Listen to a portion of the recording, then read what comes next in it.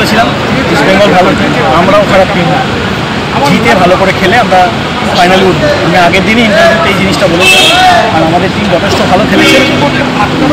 এবার ফাইনাল, আর প্রথম বছর খেলেই আমরা ফাইনালে উঠেছি এবং চাইবো যাতে আমরা ফাইনাল ট্রফিটা নিয়ে আসতে পারি। আজকে 2-1-এ জিতলেন আপনারা।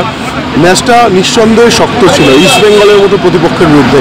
ম্যাচ শুরুর আগে কি এই আত্মবিশ্বাসটাই ছিল?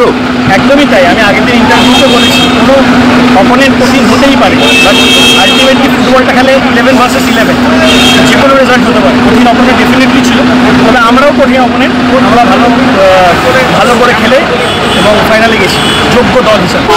পরের ম্যাচ নর্থ ইস্ট পরের ম্যাচে নর্থ ইস্ট গতবারের চ্যাম্পিয়ন, কতটা কঠিন মনে হচ্ছে লড়াইটা বা টিমের লড়াই? কোনো সময় গ্রুপ থেকে আমরা যখন গ্রুপে ছিলাম কোনো সময় মনে হয়েছিল যে আমাদের গ্রুপটা ইজি ছিল, আমাদের কঠিনতম গ্রুপ ছিল।